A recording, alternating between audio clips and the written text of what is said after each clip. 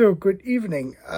Tonight, I thought we're gonna make a video and talk a little bit about what the German communists think of Biden's performance at the debate. I don't want to get into the details. That is more like the political impacts and, that sort of thing, and the consequences out of this, which we may see. But before we get into this, I would like to make a statement or explain something about one of the other videos I made where I showed Maya's sand pile in Portugal. And I hope Maya didn't get hurt by this, that I picked her sand pile there. And there's a couple things I need to explain. I'm still giggling. Maya, I didn't giggle because you did this with the sand pile. Is because many years ago, many decades ago, I had a project where I had to mix lime and sand together to make lime mortar. And I didn't know that. And I got dirty sand, and the whole project didn't turn out as intended because of this. So then I learned after I did this that I should have used clean sand, either out of a bag or protected the sand I actually had, which came clean in the first place. So I had to really laugh at my mistake I made, which I remembered when I showed you a picture, rather than your mistake.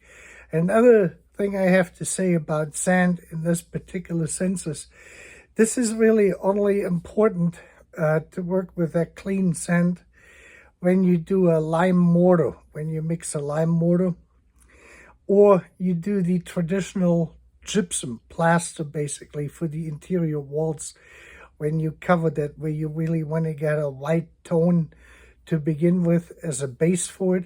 I think in British English, it is called something else. We call it gypsum or plaster, basically.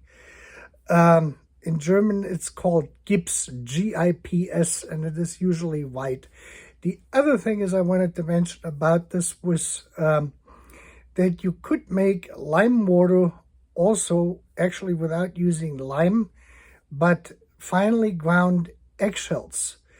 And on some of the old plaster, say like before, I would say 1700, it is quite possible that they used eggshells on the interior plasters in certain areas, especially where they modeled, corn moldings and that sort of stuff, and ornate ornaments and that thing. So that could be possible that is actually eggshells, finely grounded eggshells mixed with extremely fine white sand.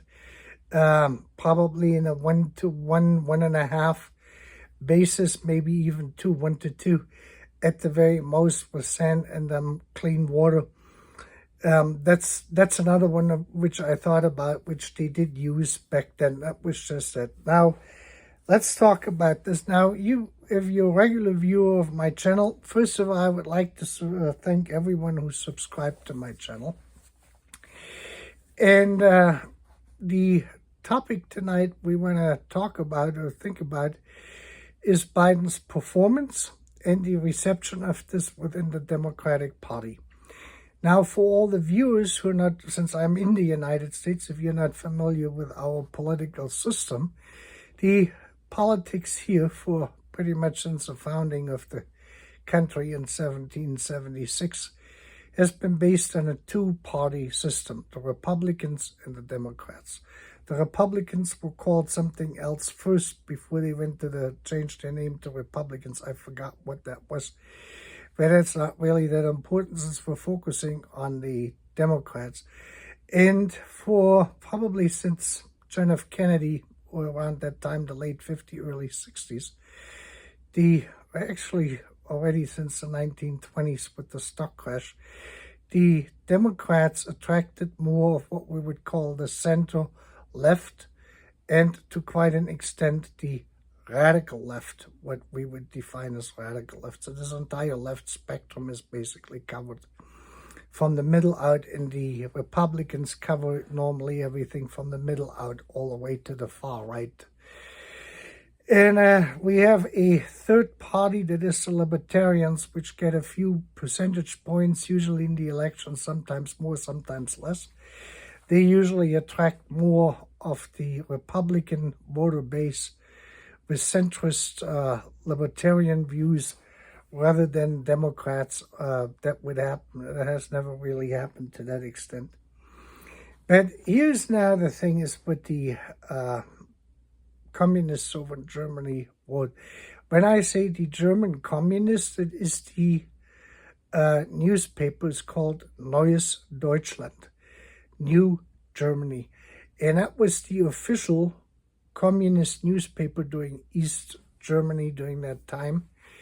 And they have become a regular newspaper today as any other newspaper, but their political orientation is still the left, far left, basically.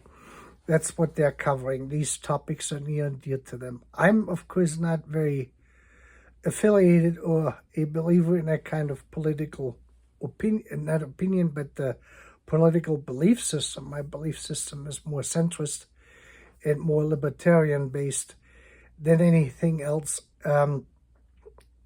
In this sense here, they vote today they voted actually yesterday, Friday. They wrote in their article, and I found this very interesting. That's why I read political papers or papers of political orientations, which is not my core belief system, just to get a feel on how other people see their world they live in from their political viewpoint and how they perceive things. And, except for right-wing literature, because that is really something I don't even touch with a 10-foot pole. But with the left, I always look at this because there was always a chance that the working people may go back one day and they started to pick up these more radicalized left-wing ideas, what we had before, like they did in the 1910s and 1920s. And then throughout the 1950s and 60s and 70s. That is a greater threat. The right wing is also a threat, but it's a different ball game and it has a different attraction. And here we have now the thing is what they wrote was that they basically told their readers is that this is what they had expected to be happening with Biden because of his advanced age and the, health issues he may have and that sort of stuff. That should not be the topic here. We don't want to talk about Biden's health or his cognitive capabilities. But the cognitive capabilities have now caused a alarm bell to go off throughout the whole planet, basically, because it made very clear on how many difficulties Biden actually does have in everyday daily activity. And of course, the political field, especially when you're the president of the United States, is an extremely demanding job where you need to be in full possession of your faculties, so to speak. This is not a job where you have to take the broom and sweep out a room or something like this. This is a pretty significant job, significant requirements that is pretty involved, and you have to be really all there, so to speak. And that didn't seem to be happening. So this is what the communists expected. The German communists, interestingly, are Kamala Harris supporters, because she kind of represents the more what they claim to be the radical left wing in the United States, which is probably more aligned with the international left, which is more aligned with their political opinions and beliefs they have as the newspaper, or, in general, being on that left wing spectrum and coming out of the communist, ideology quarter, so to speak. And here they said already that the fracture actually had happened fighting between the American left, radical left, and the center left, which Biden is basically looked at to belong to.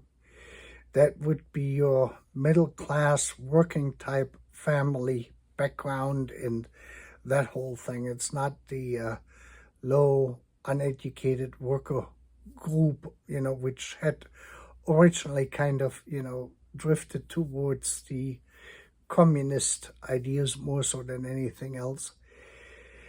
And so they broke because of Palestine and Israel, the support of Biden in Israel, or of Israel in this particular case, since of what transpired there. I completely disagree with the left there completely, and I'm more like on the side of Israel here, that they get this sorted out so they can move on, and then we're hopefully going to get some form of a peace out of this.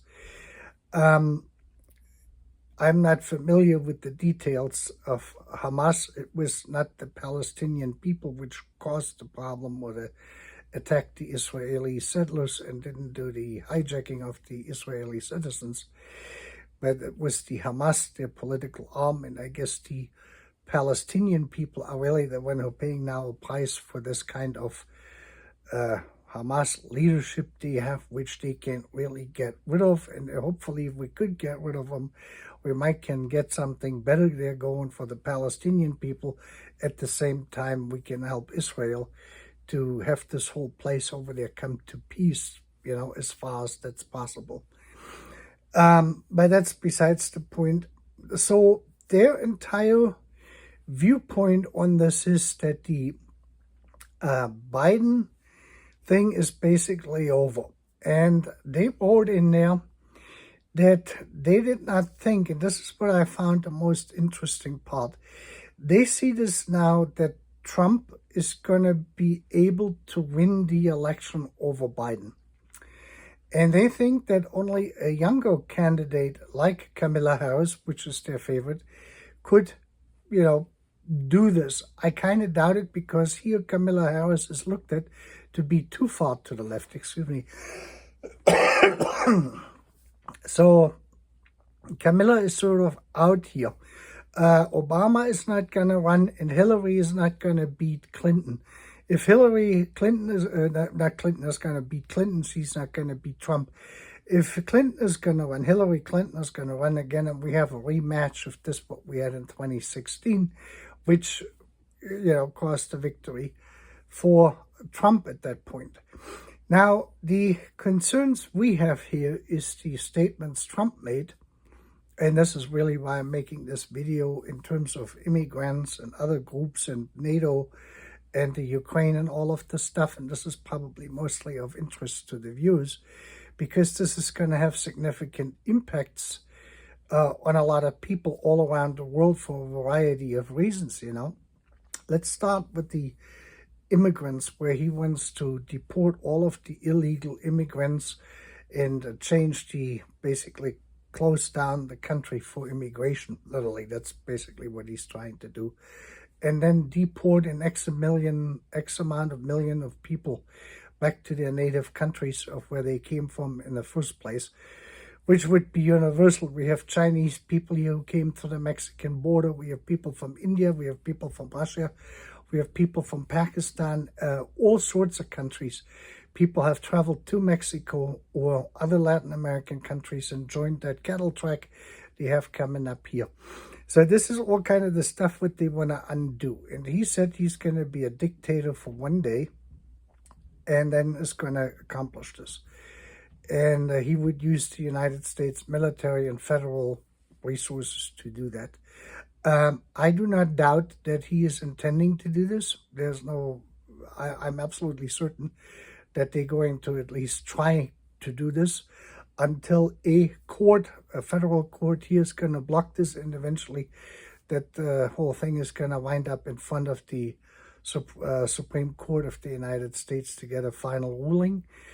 What they're probably going to try to do is to circumvent the legal process as much as they can to get as many people out of here before the Supreme Court rules, because once they're gone, they're gone, basically. That's pretty much the bottom line in this.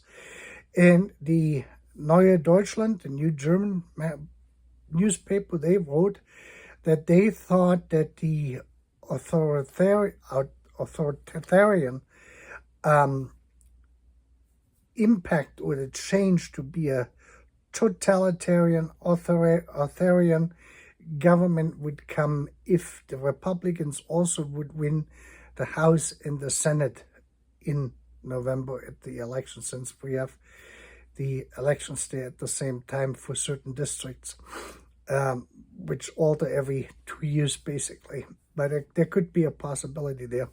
But because of Trump stating this, that he is going to be a dictator for a day, probably the day when he gets inaugurated and the day after maybe, that he would implement all these measures, these draconian measures in terms of primarily with immigration and the rollback on coal and oil, oil operations, oil drilling operations of what had Biden put in place.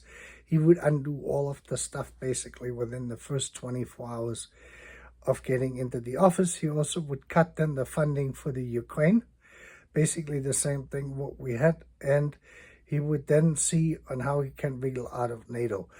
This is pretty much the main subjects here which are going to come up, and he's going to try to do as much outside of Congress, because there's going to be Republican politicians who are in swing states who are predominantly, or who tend to vote more Democratic than they vote Republican, which probably not are going to go along with this, just to say this. So even if the Republicans are going to reach the majority in both houses, even if it is just a simple majority, is that the Congress itself is not going to be able to do a lot of extreme radical right-wing, legislation there. This is going to be difficult to sell. There's going to be at least 10 to 20% of Republican lawmakers which will have a hard time selling that to their constituents in these more left or Democratic-leaning, lefty-leaning states they're coming from, since they were voted in there. And that needs to be seen, but this is what I'm kind of expecting. He says he also would try to do a peace agreement before he gets actually into office, to get the war between the Ukraine and Russia to stop. And I'm not quite sure how he wants to do it. He didn't explain that in the debate. He has not presented any particular strategies in there. How successful this is going to be, I couldn't tell you at the moment either. We just have to wait and see on how this is going to play out. But this is basically the main observation, or the main conclusion the German communists basically derived at after the debate between Trump and Biden here in this scenario. That was really interesting what they wrote there. And I'm always fascinated by this, on how foreign countries sometimes, and foreigners in general, view our political system here in the United States. Because I guess if you come and visit here, or if you do business here on a limited basis, or when you visit politically, you're going to see a different America than the America we're seeing on a daily basis when we live here. I think that is an important factor. The issues at hand here, which I had mentioned before in my other videos, is primarily that we are the taxpayers here, and we are feeling greatly with the people in the Ukraine. But on the other hand, is we're looking now at $32 trillion. That is 32 with 12 zeros, $trillion of debt the federal government has amassed And technically, we have 330 million people here. Even if we would spend all of our money which we make, could not pay this debt down at the current interest rates. So I let you draw your own conclusions out of this. So if this debt is going to further balloon past these 32 trillion, and that's probably what's going to happen, that will put us more and more into a position where America in itself is no longer going to be able to actually pay this whole money back. Now, this money has not been borrowed for the better part, in terms of that they had to be paid to people. There's countries which have borrowed that money, which have given that money back basically to the United States and gotten these papers for it, especially the Chinese. And we will have to see on how this is going to be worked out. And so our tax money here, which we're paying to the federal government in income taxes and, all sorts of taxes, our gasoline taxes go to the federal government, and you pay taxes on this and you pay taxes on other things. There comes a question. Of course, we would like to see this money being spent here in the United States on our needs, which we have as a country, as a nation with 330 million people, rather than this money going out by the billions outside the United States to some projects or some wars we as ordinary citizens have nothing to do with. This may sound very hard, and it may sound very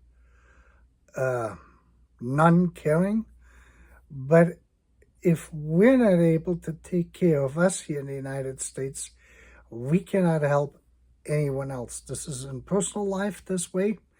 If I don't do well and I have, and I have my life together, then I cannot really help another person who needs a hand. If a country is not doing well financially, it becomes very difficult to help another nation who's having problems. So this is something we're utterly concerned about here. And, this is something I wanted to express. Again, we really feel with the Ukrainian people, we feel with the Russian people who have nothing to do with this war, who have been sucked into this too, whether it is the people who have been drafted into the military, more or less voluntary or involuntarily, per contract or no contract, what have you. All of this stuff is of concern to us, and we're looking at this, and none of us really wants this, the pain and suffering and the destruction and everything else what comes with it. So we hope that there's going to be peace at one point or another, sooner than later. And I'm going to be making probably some more videos, and I don't know what I'm going to do, but a update about the war itself on the front lines, I'm going to wait for a little while until we get a clearer perspective here. There is, things, of course, the one side saying we're advancing here, and the other side. It is still a stalemate at this point for the better part.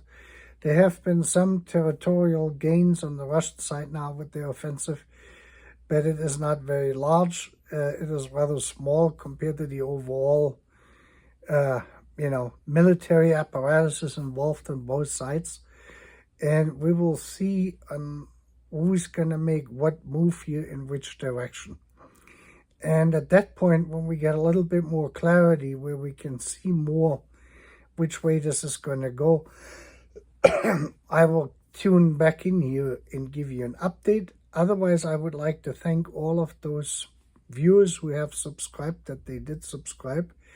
And I'm probably the epitome of a YouTuber, since I'm sitting here in front of my camera and I'm making these videos, and I basically talk about stuff rather than doing things like the other fellow who is bought a French convent and is rehabbing the convent, says, crack on.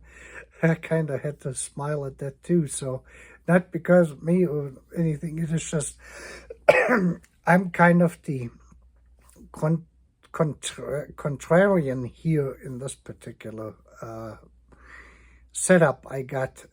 I'm kind of out of the loop of these YouTube videos of doing things. You would have to watch my car channel. There's a lot more action going on there than on this particular channel here, or on my HO scale train channel. Maybe one of those days I'm going to put them in a link so you can take a look at those. Otherwise, I wish everyone a great week ahead of you. Tomorrow, a great Sunday, and you have a good night.